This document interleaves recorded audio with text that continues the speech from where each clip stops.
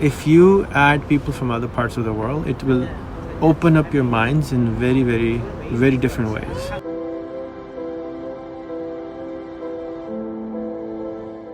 I believe in destiny a lot now. I believe that whatever is supposed to happen is supposed to happen. We must enjoy every moment.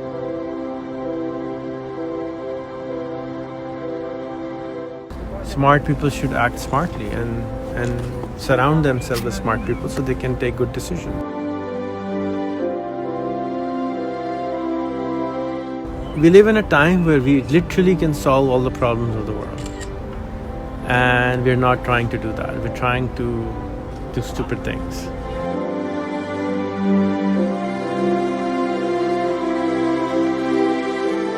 And we form our norms based on the friends we have. If you change that, everything will change.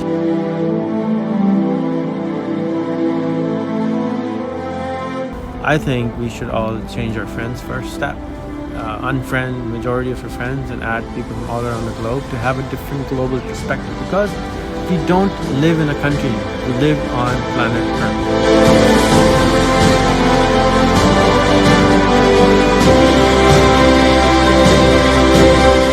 You are you, I am me. It's not a competition. We're not trying to win each other. We live in a collaboration world.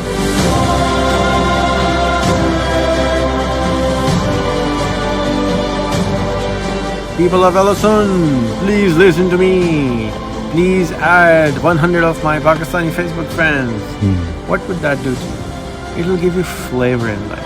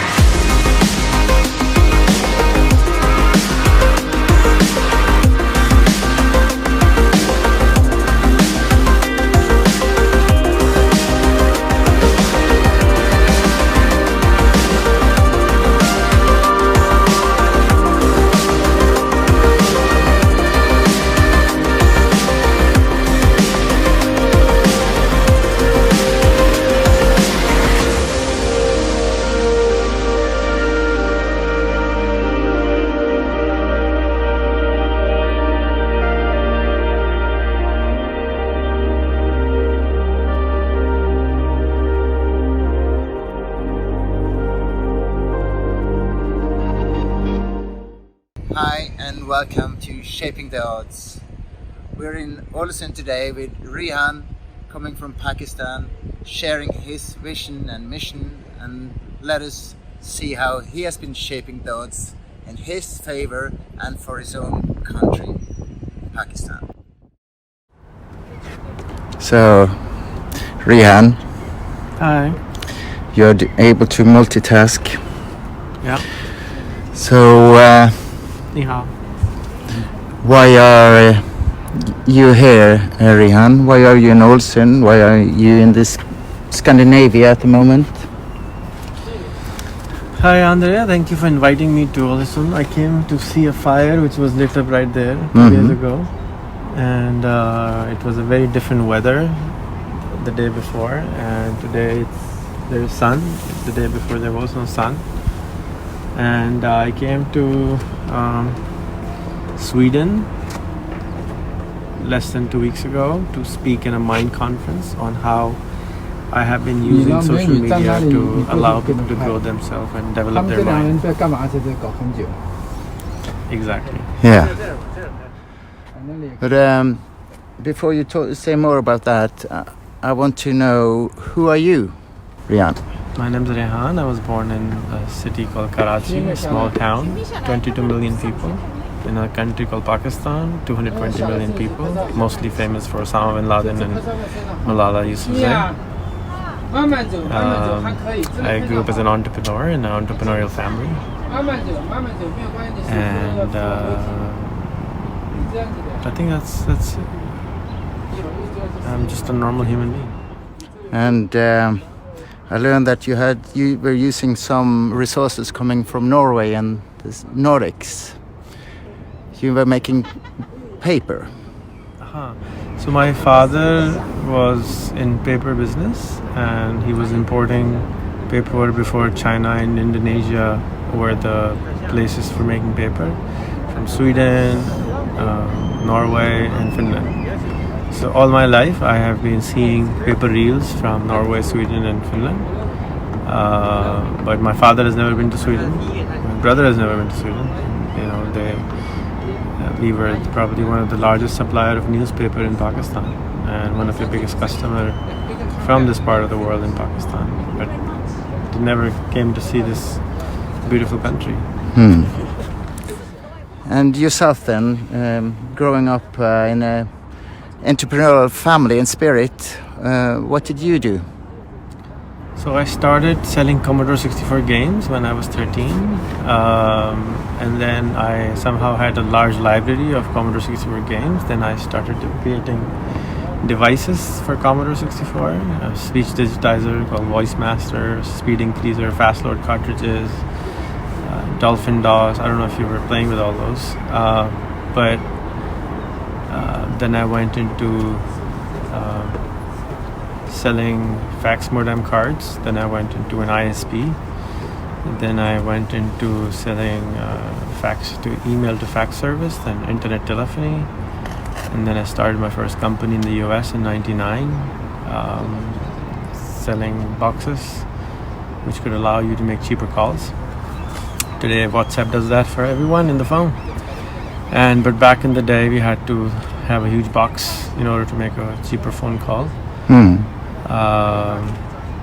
And then 5 years later I started DIDX, which is in 2000 I invented the process of having a phone number on a box or an IP signal with a friend of mine in Seattle. It took me 3 years to explain what I wanted to do. Nobody would understand what the hell was I trying to ask them to do. But eventually, just in a few hours, Ken was able to make it for me. And then I'm grateful to his company, Joe Eisenberg, who invented the 900 number service. Then I created a marketplace for phone numbers, which is called DIDX. And we sell phone numbers from around the globe to telephone companies around the globe. So if somebody has a Skype, they can buy a US phone number or whatever number. So I invented that technology, and then we sell it to companies like Skype to allow them to offer it to other phone companies. And for the last 10 years, I've been kind of retired and trying to teach people how to be an entrepreneur. And I failed miserably because I couldn't teach anyone. And I found that the problem was the mindset of people and how they think and how they trust people. And I've been a seeker since then, trying to understand how people work. I've become kind of a psychologist, sociologist on the way without ever going to school. And I play with Facebook to create circumstances, as you said, make odds happen so they are in our favor. And other people's favor. And so now I have a large following, 1.5 million people on Facebook, who I kind of throw stuff at. Most people don't understand what the hell am I doing, but some do. And I started a competition, experiment, where I wanted to see, there's an old saying that if your best 5 friends are millionaires, you'll be the 6th one.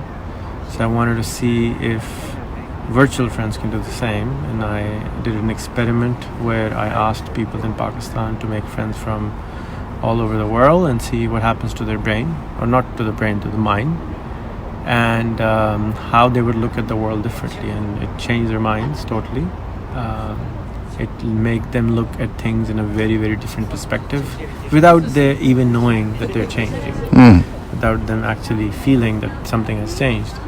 Most of them are very upset with me that why do I have to make 500 Facebook friends before I can talk to you?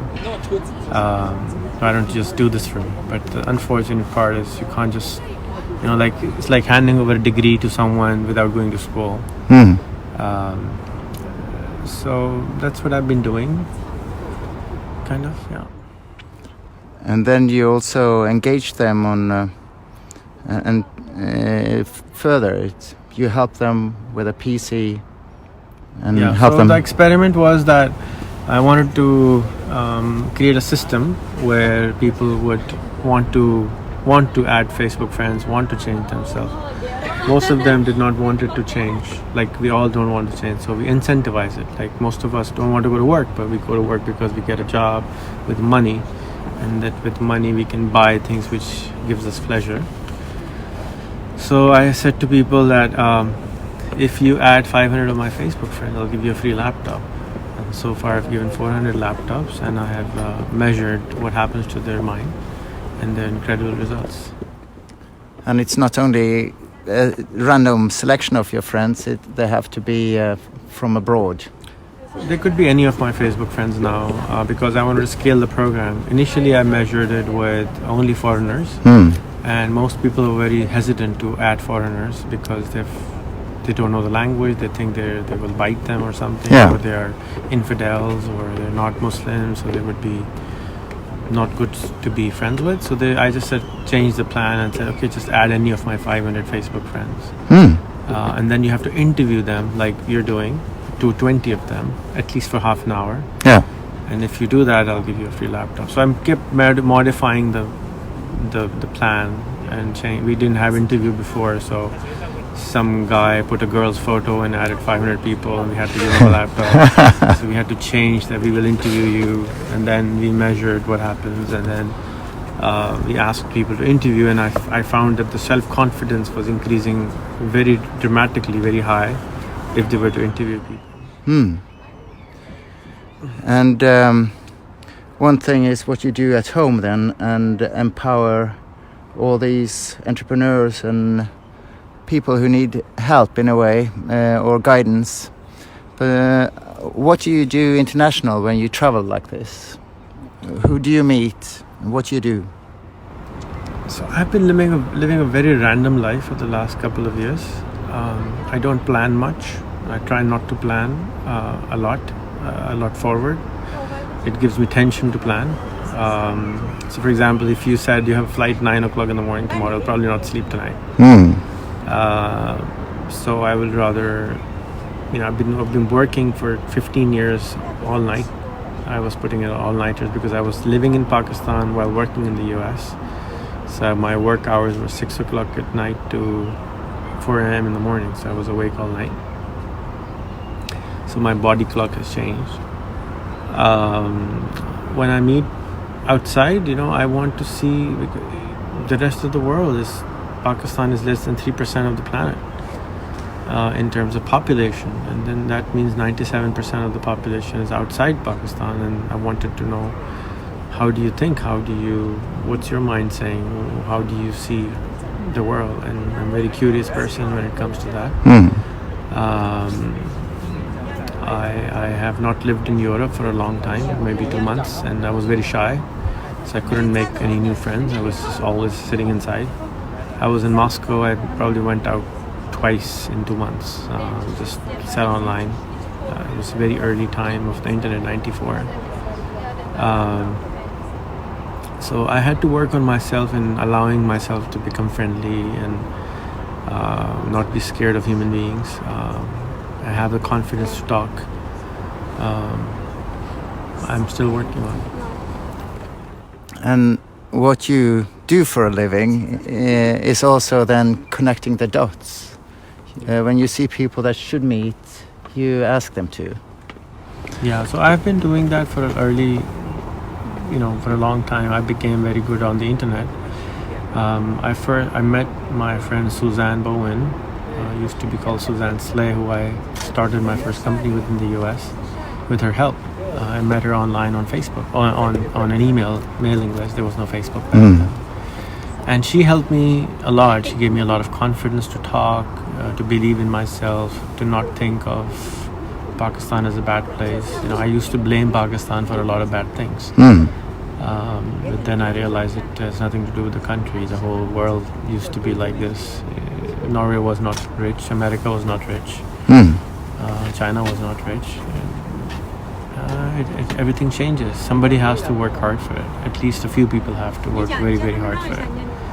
And it's not the politicians for sure who are going to work very hard for you. Hmm. Because they're very, very busy, to be honest. Even if they are everybody's actually working very hard.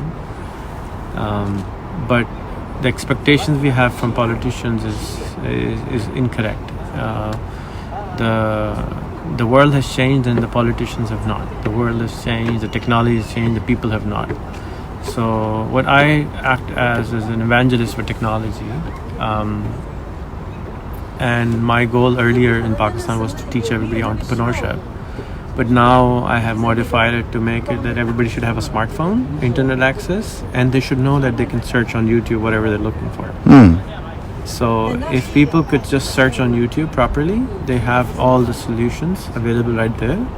They don't need anyone to show them the world or anything, to be honest. They just have to study hard, focus, be disciplined to learn whatever they want to learn.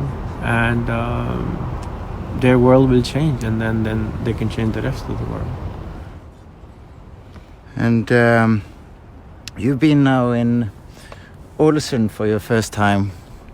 Here is the view right now. How do you like it here? It's very peaceful, it's very nice, very quiet. It's in Europe, most of northern Europe, you have air conditioning without the bill everywhere.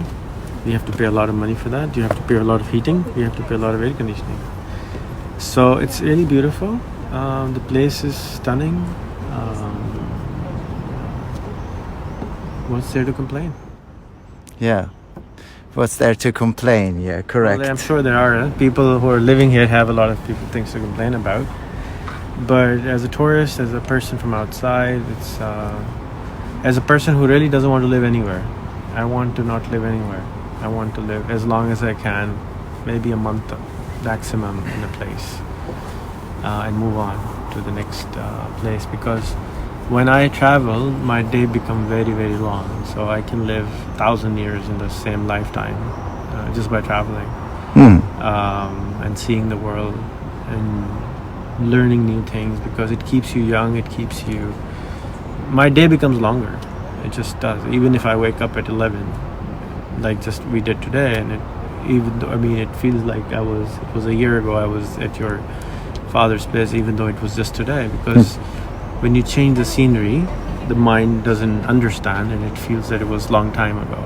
Yeah. So that's why vacation of a week is very important for people, to just change the way you see things. So if people of Ålesund are not happy, they should go live in Pakistan for a month and then come back and appreciate this place more and fix it.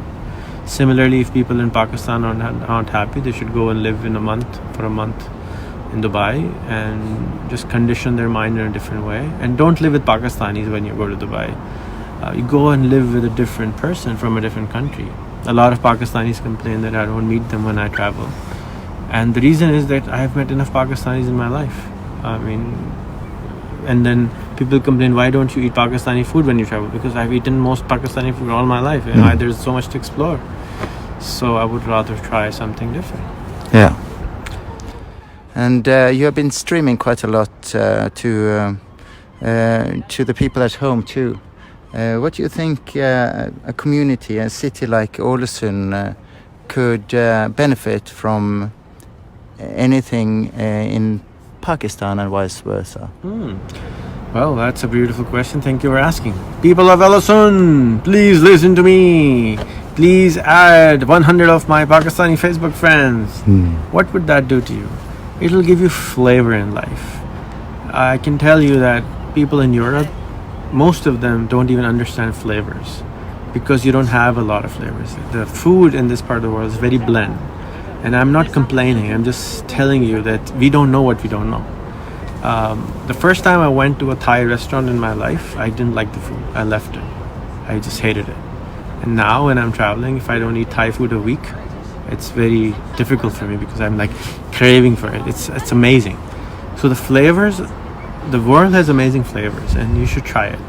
And unless you try something for 3 or 4 times, you wouldn't really understand it. So if you add people from other parts of the world, it will open up your minds in very, very, very different ways. Number one, that will improve you as a human being. You will become a better human being.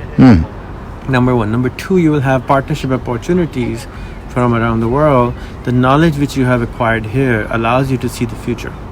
So you can invest in companies and people over the globe when you know that this is going to happen in your part of the world, because you have already seen that it happened over your own city in the last 30-40 years. So whatever development has happened in this part of the world will happen in other parts of the world also, and they will help you see in different ways. For example, when I went to Gävle and Östersund in Sweden, I saw there is no Uber. So I kept telling people, you should start a local Uber over here. It's stupid that you don't, and you will end up selling it to Uber. Uber is not coming, awesome, you start. But most of the people are scared, like everywhere, because it's hard to start something. So if you have people from around, if you have different people, a newer network, you will have a different perspective on life. Just like when I wasn't here, I couldn't imagine this place. Now I don't want to go back. It's just gorgeous. It's just amazingly beautiful. The place where your cabin is, it's just, I don't have words. So perspective will change slowly. Like your son I was talking to today, he said, oh, I hated spicy food when I came to China, and now I love it. I have to eat it. So it's the flavorness in your brain which is just sitting doing nothing. Wake it up. Yeah. So, and if you want a free laptop, you can add my 500 Facebook friends and interview 20 of them and get a free laptop. Maybe that's what I should do then. There you go. It's not a Mac though. Thanks for the heads up. Yeah. And from here on then, what is your main goal? I know you are designing a smart city in Pakistan. How would you go ahead to make it happen? I have no idea. I believe in destiny a lot now. I believe that whatever is supposed to happen is supposed to happen. We must enjoy every moment. The whole city came up to me as a gift. It just one thing happened after another thing happened after another thing happened. I guess I didn't tell you the story. No. I'll tell you another time if you want. But so when it's supposed to happen, it'll happen. We're trying hard for it. Not as hard as we should, but we're still trying hard for it. We have 2 people working on it full time. And I hope it happens. Its plan is for 500 acres of new city, where the electricity would be free using solar. Where we won't have all the problems which we have in Pakistan right now. We have gigabit wireless everywhere, gigabit fiber everywhere. That's the idea. How important do you think the sustainable development goals are in finding that everyone are in the same boat and rowing in the same direction? I read a very beautiful quote this morning that in the age of artificial intelligence, tribalism is a very, very big mistake. I'm happy that the gentleman who wrote this article. People don't realize what artificial intelligence will do to them, and most people don't think about it or worry about it. Maybe they do, but they don't say anything about it. I'm kind of worried about it because it's going to kind of destroy us. And our petty issues which we fight for right now, I would not even want to, it would be just stupid, like children fighting over a small little candy. That's what we do right now. What's happening between Iran and the US and China and the US, and it's just stupid what's happening. Smart people should act smartly and surround themselves with smart people so they can take good decisions. Yeah. We live in a time where we literally can solve all the problems of the world, and we're not trying to do that. We're trying to do stupid things, and what is stupid is,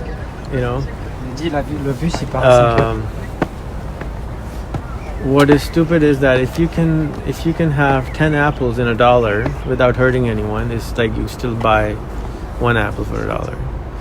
And if you can reach a place in 1 minute, you're still trying to reach there in an hour. So with the technologies which we have, we can reach to our goals very rapidly, but we're not doing that. SDGs are great, a way to go forward. We just need to disrupt our minds, and the way that'll happen is by, I think, is changing our surroundings, changing our friends, because we are human, we are social creatures, and we form our norms based on the friends we have. If you change that, everything will change. Everything will start changing. Just like your son changed his food when he traveled. It will not have changed if he was living here, no matter how hard you try. The moment you put a person in a different surrounding, the friends make the norms change. So I think we should all change our friends first step. Unfriend majority of your friends and add people from all around the globe to have a different global perspective, because we don't live in a country anymore. We live on planet Earth, and on planet Earth, there are different compartments, and we should know all the neighbors. We're not trying to know us. And be it Jesus, be it Muhammad, be it whoever, prophets in the past, they all told us to love your neighbor, love thy neighbor. And today, since the world is so small, it doesn't matter if you're living in Norway, Finland, Czechoslovakia, or ex-Czechoslovakia, wherever, India, Pakistan, Nigeria, wherever. You have the power of your Facebook, you have the power of the internet to connect with anyone, just a click of a button, and the world changes. To do that. And I think that'll help all the SDGs. Because what is SDG? SDG is giving you a guideline towards a better future. But until you change, Rumi said, first I was smart, I tried to change the world. First I was clever, I tried to change the world.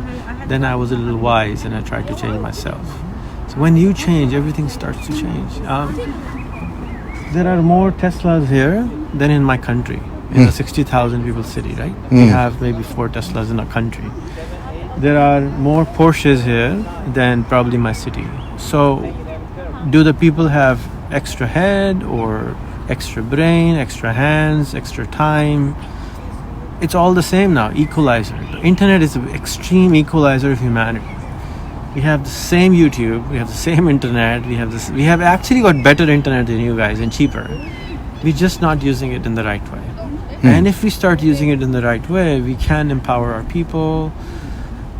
All the presidents, all the countries should focus on letting their people know to stop trying to make new universities and schools and fixing everything. That before they talk to anyone, before they try to understand anything, spend an hour on YouTube and learn about the subject, and then you will be having much smarter questions to ask. People just show up without knowing anyone. You just show up. I loved when I asked you to talk to someone, you said, let me Google them first. That should be something which should be taught. Just like we teach, the cigarette smoking is bad. We spend more money on non-cigarette smoking than teaching people the internet. Simple as that. If we were just to teach people how powerful the internet is, and not thinking that it'll benefit Google or YouTube or Facebook or it's going to benefit to us also. So it's just, we need to just grow up in a different mindset, which we live in, but we don't believe it. And of course, you relate very much of what you say and think about where you come from and how you can help and how you can help others help themselves and their community. What is your 2 cents about Ålesund and Norway? What should we do that we haven't thought of? Change your friends. Well, that's easy. We don't have any. Change your friends. Get new friends. Yeah. And that will change everything. And Norway is of 500,000 people, or 5 million people. Norway has a lot of raw material, as you said. Norway should change its immigration policy. Norway has taken a lot of refugees. Thank you for that. But at the same time, you can open up a smart immigration like Canada did. and take smart people from around the globe to this country. And you have such a huge country which people don't know. Market yourself properly. Let the world know what Norway is. Open immigration policy. If you have this degree, come on over. If you want to invest in this, come on over. If you're a carpenter, come on over. There's so many people in the world who don't have enough, and you have more than enough to. Don't just give it away to refugees. Grow your own people, and I think it'll help a lot. I mean, why not? It's such a huge country, so much to offer, so much to make. And people are the most expensive. I mean, how much is a human body worth? Would you sell your eye for $10 million? Would you sell another eye for $10 million? Would you sell your fingers for $1 million each? If you calculate our body, how much are we worth? We're billionaires, each of us. We're stupid that we think that we're poor. Nobody wants to sell it. But look at, your country is only 5 million people. My city is 22 million people. And again, the governments are trying to in our part of the world, in Africa, they're trying to fight corruption. Yeah. What's the stupidest thing in the world to do? Corruption will never go away. What can happen is that we can empower our people to make more money, which means that if every citizen of Pakistan was paying $10 a day in taxes, that would make them what? $20 billion a day. And for the last 10 years, Pakistani television has been fighting for $20 billion. Who stole it? Or $2 billion. Just for an hour a day, teach them technology. Yeah. And they can pay you more taxes to pay all of the debts. 200 million people. Singapore is 5 million. You guys are 5 million. What did you do with 5 million? We have 200 million. And we're still considered poor? No, we're stupid. Well, it's also about the raw materials that we talked about earlier. But Singapore doesn't even have drinking water. It harvests the rainwater. Yeah. It imports water from Malaysia to take a shower. It has nothing. And yet it's one of the richest countries in the world. Yeah. What did it do? It empowered the people. It created universities at the time when universities were needed. Yeah. Today, if we invest a penny per citizen on Pakistan and spend $2 million on advertising, let's start using YouTube. This is how it will benefit. The whole country will change in 1 year. $2 million. That's my house worth my house. It's nothing. $2 million. What is, people think that easy solutions are really stupid, but it's so simple. It's nothing, no rocket science. Simple YouTube, right? Everything is there, and 180 hours of content is uploaded on YouTube every single minute. We need a lifetime to watch 1 minute of content on YouTube. Yeah. And we're not taking advantage of it. It's true. So. I feel like I'm here to sell YouTube, but people think I work for Facebook. People think I work now. Probably they're going to think I work for YouTube because I promote it so much. But the point is, there was a talk today in Atlanta by the co-founder of YouTube, which my son attended, and it was like how YouTube changed the world. YouTube has changed the world. Internet has changed the world, but we're not changing. We're just not. We're not changing. I don't know why. One advice to your tourism department and your people is to have a website where you broadcast 24 hours a day, all your cities. Like this. They should broadcast 24/7. You should go in. I think I saw this service 15 years ago when people had amateur cameras. Yeah, webcams. Yeah, but now you should do it on Facebook and YouTube to just broadcast it. What does it cost? A phone? Internet is free.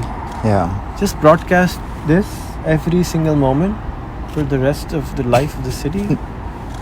What does it cost? Nothing. Put a 360 camera. People can just watch live 360 stream. And it'll bring you more tourism than anything. It costs nothing. So just smart things like this. Why don't we use these things? I don't know. So you, at least, you think good about the nature you've seen here, and you like it. You know, a few years ago, I've never been under a tree. Only a few years ago. And I had an assistant from Moldova. No, well, not Moldova. Skopje. Where's Skopje? Macedonia. Yeah. And she used to say, I go to nature to recharge myself. I said, what? What do you mean by go to nature to recharge yourself? She said, you know, I go to nature, I just recharge myself. I said, what does that even mean? I couldn't relate to that small little statement. But when I came to Stockholm 10 days ago, the first thing I was doing was taking selfies with trees. Yeah. Because now I understand what it means. The mind is not calm. And if the mind is not calm, no matter how much you teach it, how much you educate it, it's not going to perform. It's like a server or a CPU which is burning hot. It's not going to work properly. It freezes everything. It gives you the blue screen on the computer, right? So we need nature to calm ourselves down. We don't do enough, especially in countries like ours where my city has no trees. It's sad that there are maybe 100 parks. Not a single park I have seen has a large tree which I can sit under. That's a sin to me, that we're taking away from our children, that they don't even understand what nature is, what it can do for them, how can it calm down, right? They don't even know. It's normal to honk. It's not. Where are the horns? Hello. Yeah. This was Karachi. We would right, and this is supposed to be norm. Yeah. We tell people about non-smoking, but we're not telling on television how a horn is a bad thing. It's like an insult. It's bad for your health. It's bad for everything, and you're taking away the calm. And people think that by working hard they will make more money. No, sorry, wrong answer. People are living in the 1970s and 60s still, not in 21st century.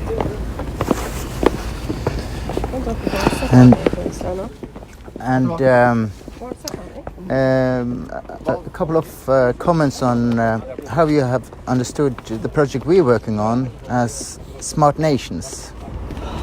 From what I understand, can Yes. I be very honest? I think Smart Nation software is beautiful, what you're doing. I think you should start by making more introduction videos about it, telling about it, talking about it.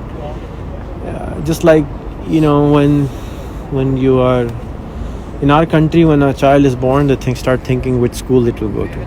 So 5 years ahead, right? So similarly, start marketing your idea before it's even launched. And if somebody wants to steal it, go do it for them, but nobody can steal your ideas, for sure. It's like your friend just said, you know, make a good story and tell that story. And people don't know, as you said, what smart city even is. They don't understand. Everybody has a different story about what smart city is. So you can create a drama around it. You can create a movie around it. What smart city looks like. You can take movie clips from movies and make it into Smart Nations and say, this is how we're going to make the city look like. And then everybody will just sign the check because they have seen it. They can understand it. You can just, you know, take a futuristic movie and show, you know, if we start the software today, this is how your city will look like in 5 years time. This is how your city will look like in 10 years time. Something they can see. Most people cannot imagine, especially if they've never seen anything.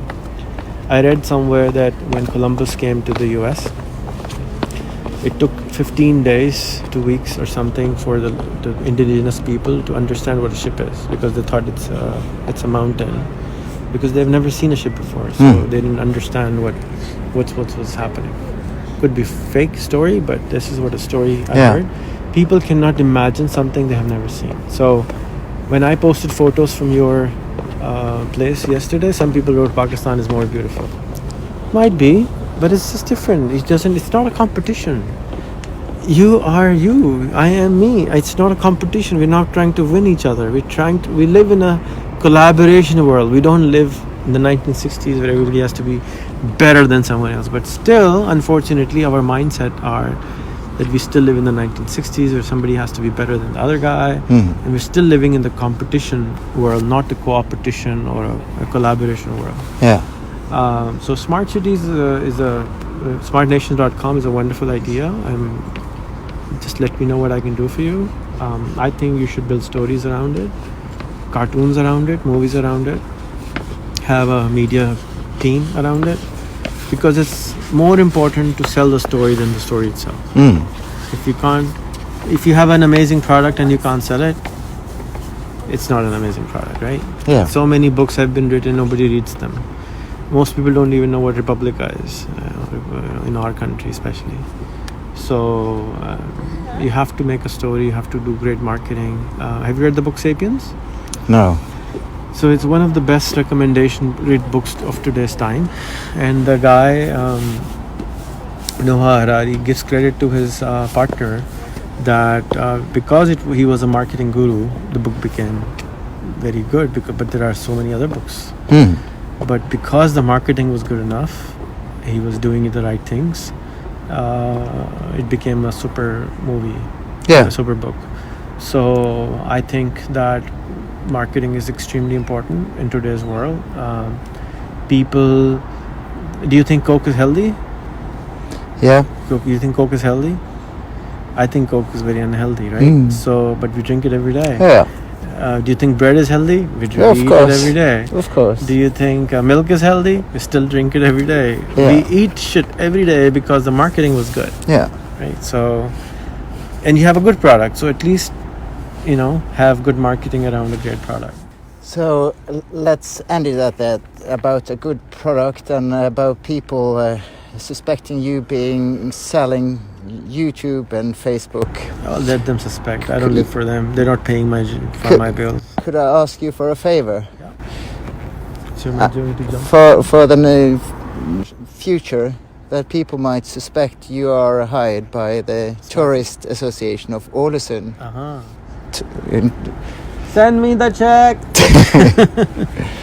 Yeah, I hope you liked it here.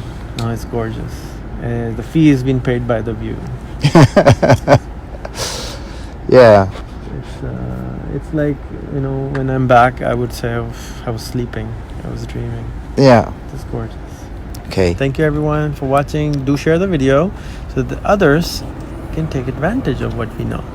And please add André and people of Ålesund in Norway. I don't know how to say it in Norway. How do I say add my 100 friends on Facebook? Legg till mina 100 vänner. Legg till mina 100 vänner. Yeah. Okay. Good Sunnmørsk. Yes. And Facebook. Okay. Cool. That's great. Thanks, Rehan. Thank you, André. Bye-bye.